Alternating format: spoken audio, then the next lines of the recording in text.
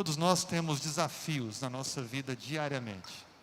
E agora a gente vai falar um pouquinho sobre como a gente pode vencer esses desafios. Você sabe o que é orar? Como conversar com Deus? O que é oração? Há muitos desafios para a gente poder ter uma dinâmica de oração, uma vida de oração com Deus. E a gente vai hoje falar um pouquinho sobre como ter uma vida mais intensa de oração. Mas para falar desse tema, a gente vai falar de um episódio de guerra. Porque orar é você se colocar numa batalha, no meio de um grande conflito.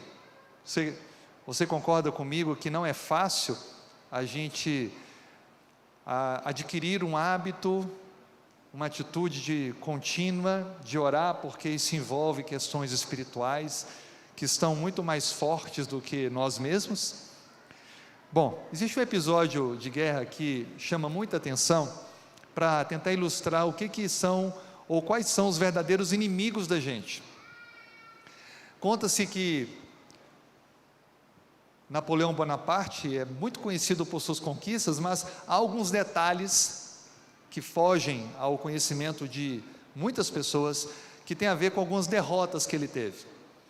E uma das referências, quando você procura Napoleão, é que ele foi considerado o demiurgo da Europa, aquele que todos que chegavam perto dele ou tinham que bajular, ou tinham que então se tornar vítimas, submetendo-se totalmente, porque ele era de fato um grande conquistador, que pensava grande e que impunha seu regimento autoritário sobre os outros. Mas conta-se que ele reuniu, no dia 9 de maio de 1812, 400 homens preparados para a batalha, e rumou em uma grande jornada para a Rússia. Almejava assim conquistar aquele grande território.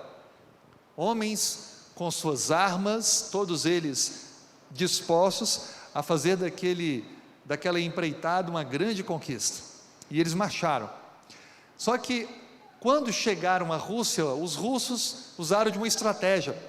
Eles avançaram para mais distante e deixaram as cidades fronteiriças em chamas, sem nenhum recurso para a subsistência, tudo pegando fogo e nenhum alimento. E quando então Napoleão chega, encontra aquela cena, quando os soldados vão procurar aonde se abrigar, não encontram, tudo tinha sido destruído, os telhados caíram e não havia mais mantimento algum. Começaram então a morrer de fome, morrer de frio, e o frio ficou cada vez mais intenso. Era um período do ano de um frio muito mais intenso do que o normal, e então, não tendo mais como avançar, porque já não tinham forças, Napoleão então deu a ordem para voltarem.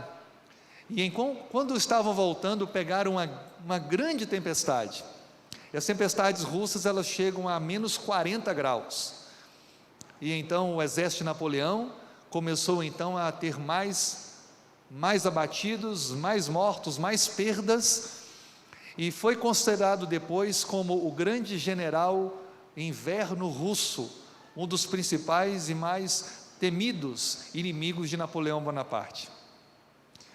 Ele se preparou para um tipo de inimigo, mas não esperava que seria derrotado por outro tipo de inimigo.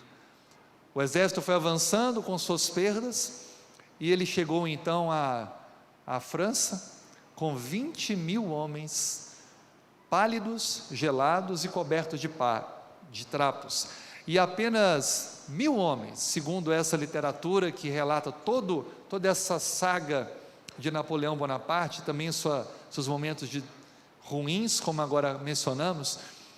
Cerca de 1.000 homens ainda tinham condições de lutar, e 20 mil homens estavam à beira da morte.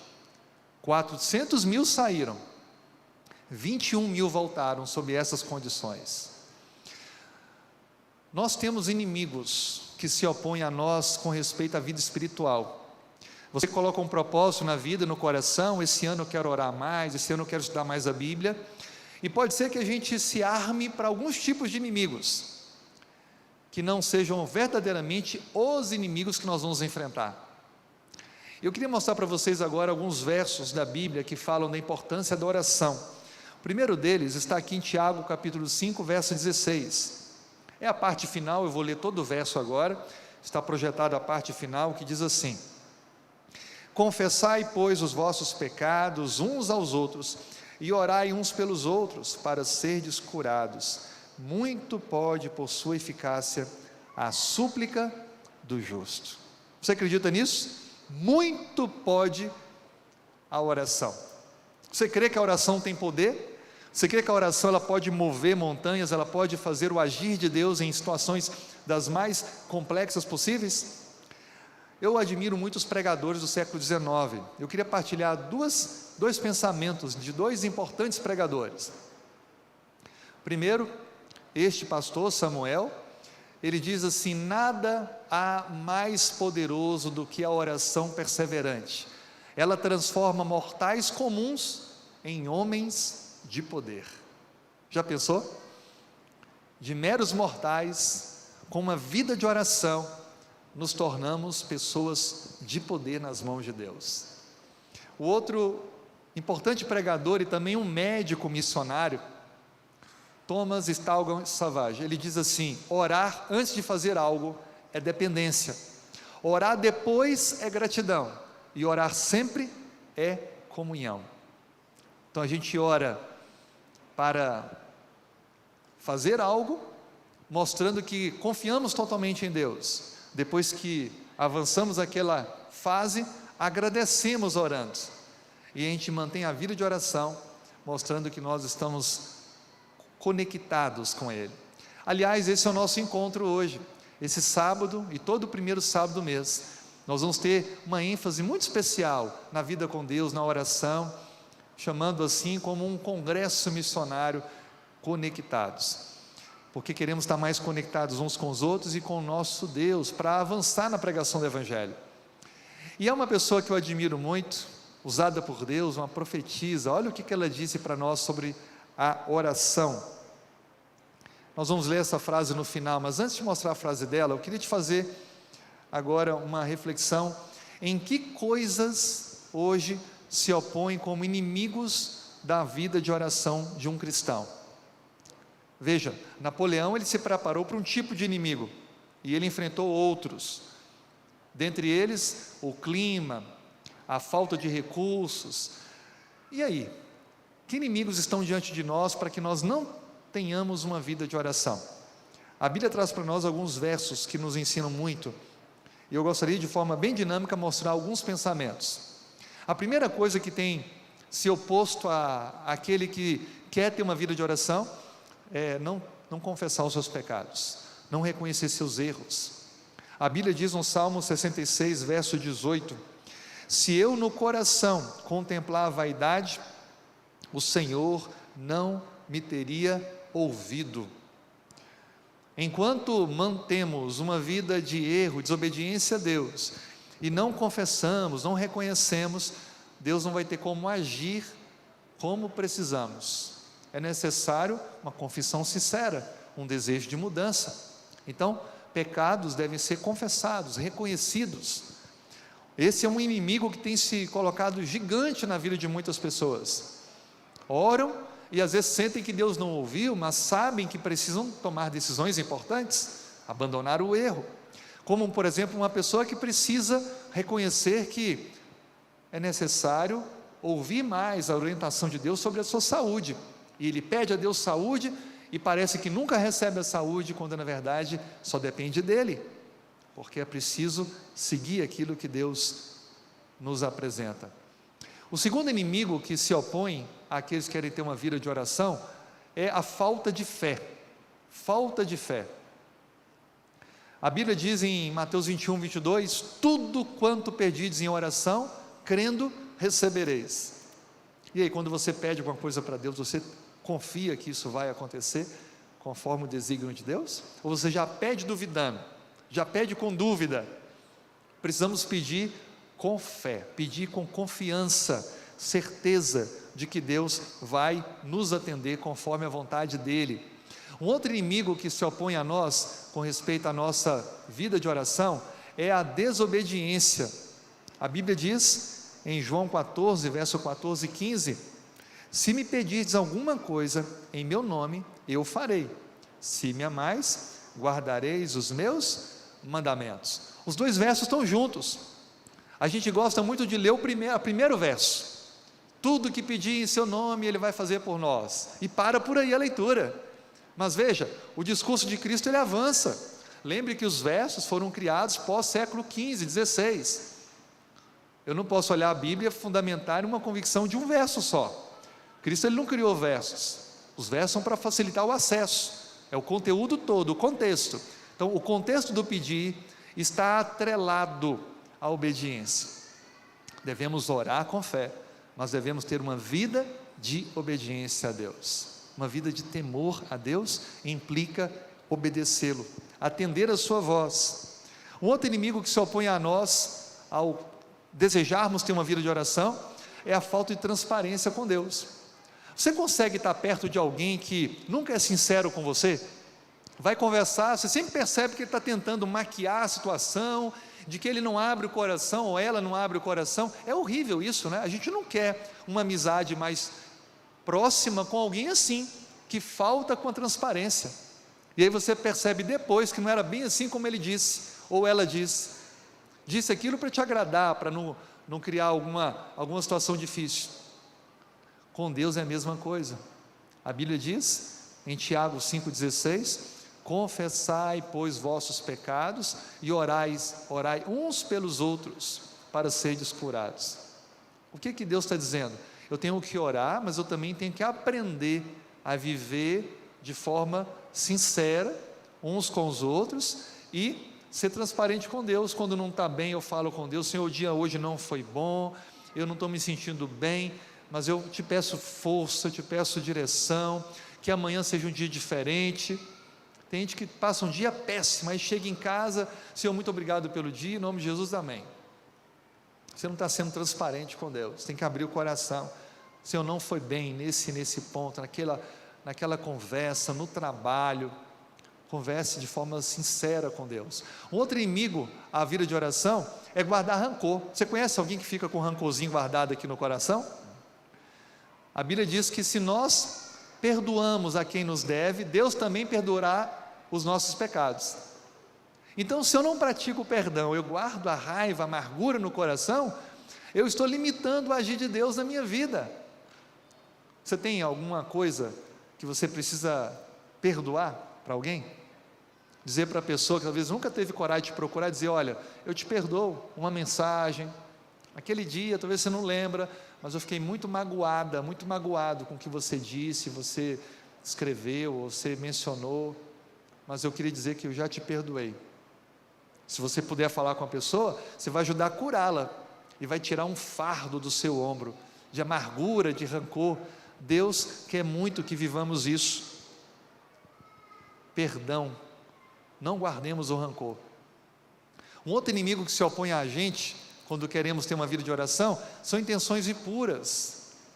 Olha o que diz Tiago 4,3: pedis e não recebeis, porque pedis mal. O que adianta eu pedir para Deus para me dar um pouco mais de recurso, ou me dar um trabalho com um rendimento melhor, se eu não tenho intenção de ser generoso com as pessoas e com a obra de Deus? Não vou devolver aquilo que pertence a Deus, não vou ser grato com as ofertas, não vou ajudar com a cesta básica, não vou fazer um projeto social, mas eu quero fazer algumas coisas, eu quero fazer algumas aquisições pessoais, familiares. Eu até posso fazer isso, mas Deus ele vai abençoar, se eu estou orando nesse aspecto, para que eu possa ser uma bênção para o outro.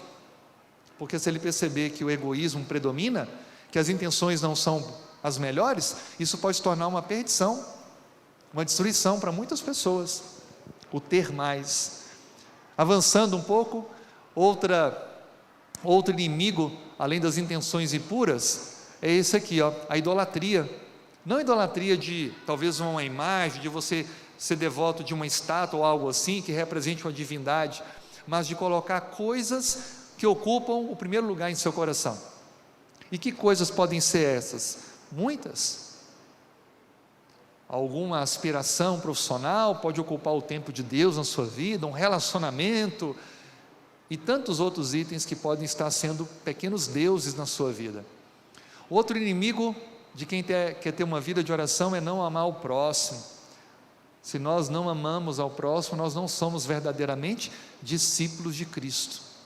O amor deve ser uma marca do verdadeiro cristão.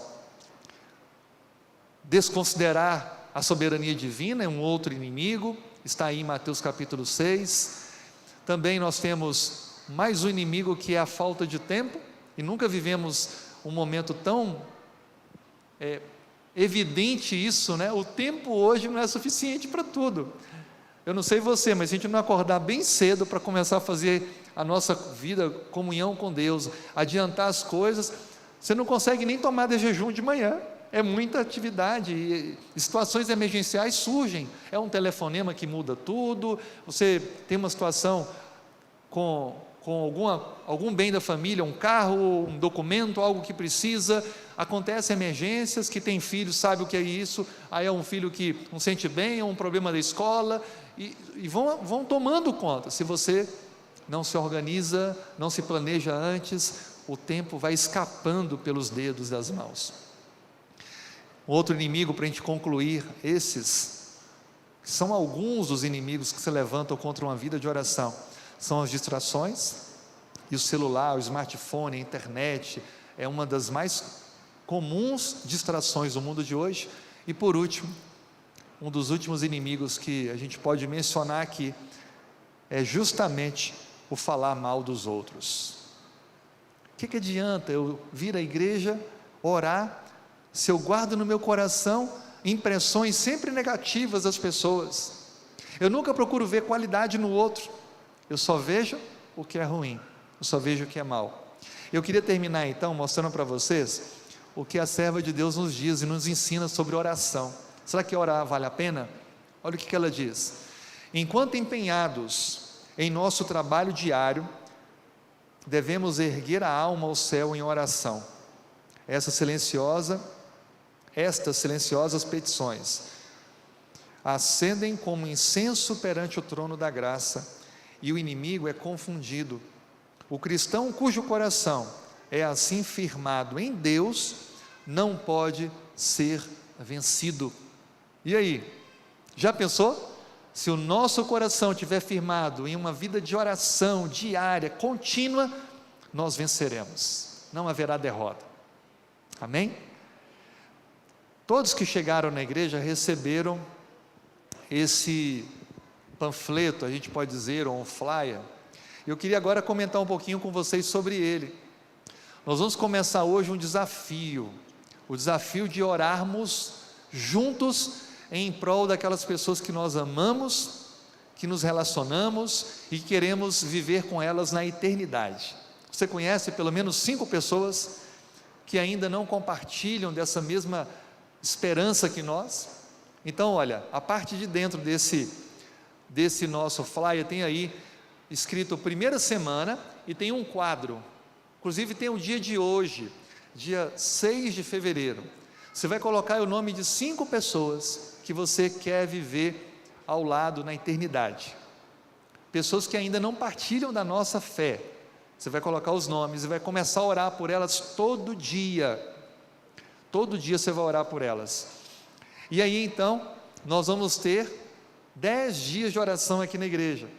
Se você olhar a parte de trás do papel, você vai encontrar aí, primeiro Deus, 10 dias de oração, começando dia 18 e terminando dia 27, todos os dias de segunda a sexta, 6 da manhã, a gente vai estar aqui com um culto matinal, e sábado e domingo, 7 horas da manhã, a gente vai começar o dia. Alguns não conseguem por causa do trabalho, a distância, mas quem consegue vir à igreja, se não consegue vir à igreja, faça em casa, com a sua família, acorda cedo e façam ali um culto singelo, simples, curtinho, mas buscando a presença de Deus e orando. Se você é sozinho na fé, faça você e Deus, comece, cante um pedacinho de um hino, ore, estude um texto da Bíblia para começar o seu dia, e lembre de orar por essas 5 pessoas. Aí no dia 20 de fevereiro, a gente vai renovar isso aqui, e alguns vão poder então apresentar, compartilhar com a gente o testemunho, e colocar na segunda coluna, que tem aí o dia 20 de fevereiro, o nome desses amigos que vão aceitar estudar a Bíblia, e se preparar para a volta de Jesus. Entenderam a dinâmica? Então hoje a gente coloca os nomes de quem a gente quer começar a orar, e ao longo dos próximos dias, aqueles que aceitarem estudar a Bíblia, a gente vai colocar o nome nessa segunda lista de pessoas com quem a gente vai estar estudando a Bíblia. Falar de oração, sem compartilhar uma resposta de oração, é falar de algo muito teórico. Então nós vamos ter agora um momento de testemunho, o Stanley vai me ajudar. A gente tem muitas pessoas, mas muitas pessoas, que têm procurado a gente e têm feito pedidos de oração pelo YouTube, pelas redes sociais, pelo Instagram, tem também por outros meios, que o nosso WhatsApp, e o Stanley tem cuidado das redes sociais da igreja, ele tem recebido muitos contatos, e a gente tem distribuído esses contatos, tem orado para as pessoas, e ele vai partilhar para a gente um pouquinho de como tem sido isso, Stanley, como que Deus tem atendido a esses pedidos e tem agido como resposta à oração. Bom dia a todos, feliz sábado, bom dia a todos que também nos acompanham na transmissão. Nós estamos cuidando das redes sociais da igreja, e dentre elas o Instagram. E nós estávamos fazendo uma série de postagens em janeiro, sobre o poder de Deus e sobre o poder da oração. Sobre o poder de Deus e sobre o poder da oração. E uma seguidora nossa, ela entrou em contato pelo direct, que é o chat do Instagram, pedindo oração pelo seu avô, que estava com a Covid e estava hospitalizado. E nós dissemos que iríamos orar. Nós somos uma equipe de 8 pessoas, cuidando só do Instagram. E eu adicionei o grupo, falei, pessoal, vamos orar por essa nossa seguidora, o avô dela está com a Covid. E já mandei uma postagem nossa, com um verso bíblico, uma promessa, ela agradeceu. E alguns dias depois eu voltei a entrar em contato com ela, através das nossas redes sociais, perguntando como estava o avô dela. Ela falou que ele tinha tido uma leve melhora, mas que o quadro continuava grave.